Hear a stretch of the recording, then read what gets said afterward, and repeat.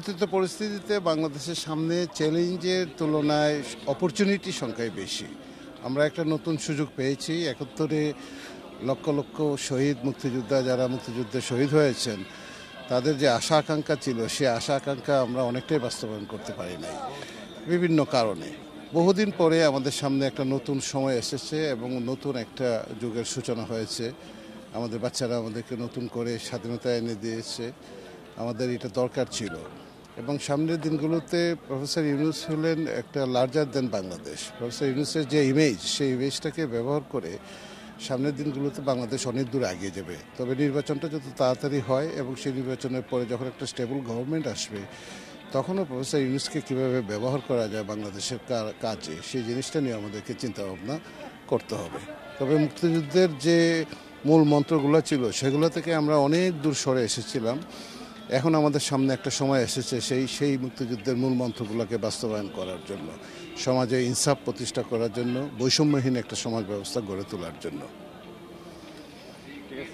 স্বাধীনতা সংগ্রামে আসলে অনেক ইতিহাস আমরা জানি যে অজানা রয়ে গেছে, বা সেই ধরনের ইতিহাসগুলো কি আপনারা চাচ্ছেন যে নতুনভাবে আবারও তুলে ধরা হয়, বা যে ইতিহাস এখনো তরুণ প্রজন্ম জানে না সেগুলোকে কতটুকু গুরুত্ব দেওয়া উচিত? স্বাধীনতা সংগ্রামের ইতিহাসটা খণ্ডিত ইতিহাস হয়েছে। এক একটা গ্রুপ এক একভাবে এক একজন তাকে ব্যবহার করেছে, যার যেভাবে সুবিধা হয় সেভাবে। স্বাধীনতার পুরোপুরি ইতিহাস এখনও লেখা হয় নাই এবং আশা করি যে স্বাধীনতার ইতিহাস আসবে সামনে।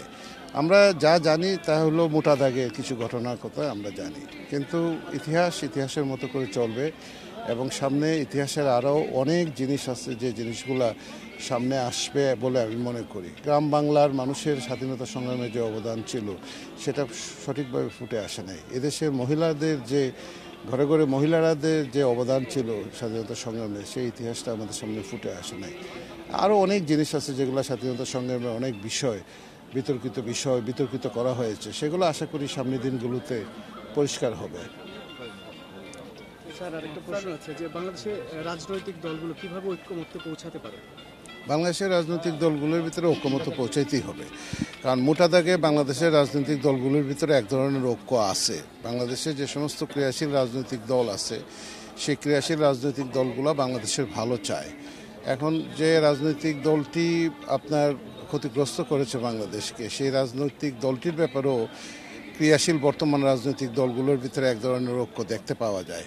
আমরা যতই ইনক্লুসিভ কথা বলি না কেন, ইনক্লুসিভ হতে গেলেও যুদ্ধ অপরাধী যারা বা মানবতা বিরোধী অপরাধী যারা তাদেরকে কিছুদিনের জন্য হলেও একটু দূরে রাখা দরকার এবং এই ব্যাপারেও সমস্ত দলগুলোর ভিতরে এক ধরনের ঐক্য আছে। আমরা নিষিদ্ধ করার কথা বলছি না, কিন্তু এক ধরনের দূরে রাখা দরকার কিছুদিনের জন্য হলেও একটা বৈষম্যহীন বাংলাদেশ গড়ে তোলার ক্ষেত্রে। এবং রাজনৈতিক দলগুলোর ভিতরে এক ধরনের ঐক্য আছে। বাহিরে তারা যত কথাই বলুক না কেন, এদেশের মানুষের মুক্তির জন্য, এদেশের মানুষের বৈষম্যহীন বাংলাদেশ গড়ে তোলার জন্য তাদের ভিতরে এক ধরনের ঐক্য দেখতে পাওয়া যায়।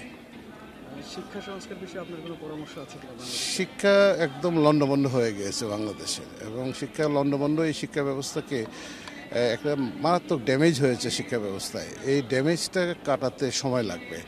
তবে শিক্ষা কমিশন, একটা স্থায়ী শিক্ষা কমিশনের দাবি করছি আমরা। একটা স্থায়ী শিক্ষা কমিশন যদি হয়, সমাজের প্রয়োজনে আস্তে আস্তে সময়ে সেই শিক্ষা কমিশন সাজেশন দেবে এবং বাংলাদেশে শিক্ষা কমিশন গঠন করার দরকার। কারণ এদেশের শিক্ষা ব্যবস্থার ভিতরে যেভাবে প্রভাব হয়েছে, রাজনীতিকরণ করা হয়েছে, সেখান থেকে আমাদের বের হয়ে যেতে গেলে আমাদের পলিসি সাপোর্ট দরকার। এবং এদেশের শিক্ষা ব্যবস্থার সংস্কার মানে আমি মনে করি যে প্রাথমিক শিক্ষার সংস্কার এবং জাতীয় বিশ্ববিদ্যালয়ের সংস্কার। কারণ জাতীয় বিশ্ববিদ্যালয় এদেশের শিক্ষা ব্যবস্থার, উচ্চশিক্ষা ব্যবস্থার প্রায় 70% নিয়ন্ত্রণ করে।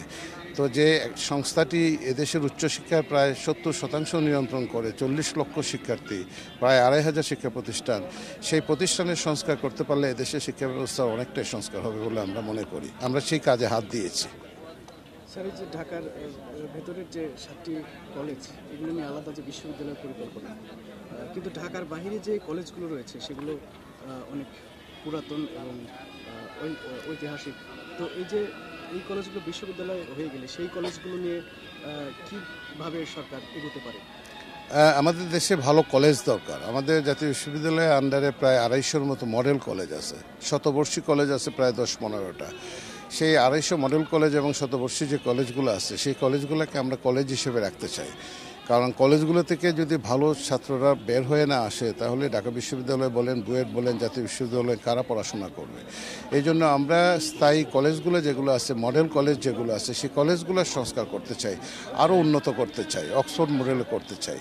আর ঢাকার 7 কলেজ যেহেতু একটা ঐতিহাসিকভাবে একটা ঘটনা ঘটে গেছে দুজন মানুষের ইগো প্রবলেমের কারণে, সেখানে জাতীয় বিশ্ববিদ্যালয়ের কোনো সে নাই। জাতীয় বিশ্ববিদ্যালয় তো ওই 7টি কলেজ আমাদের আন্ডারেই ছিল।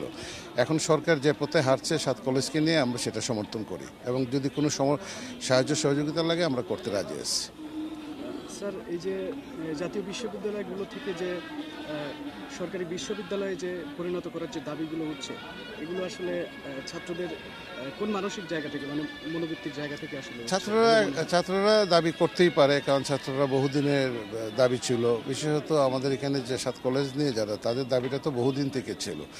তারা যে উদ্দেশ্যে ঢাকা বিশ্ববিদ্যালয়ে গিয়েছিল জাতীয় বিশ্ববিদ্যালয় থেকে, তাদের সেই উদ্দেশ্য সফল হয় নাই। তাদের উদ্দেশ্য যদি সফল হতো তাহলে তারা কিন্তু এই দাবিটা করতো না। যেহেতু তাদের উদ্দেশ্য সফল হয় নাই, তারা এই দাবিটা করেছে। আর ঢাকার বাইরে যে সমস্ত কলেজগুলো আছে সেই কলেজগুলোকে যথেষ্ট নজর দিচ্ছে জাতীয় বিশ্ববিদ্যালয়, যার জন্য আশা করি যে ঢাকার বাইরে কলেজগুলোতে এই ধরনের দাবি উঠবে বলে আমার মনে হয় না। Thank you.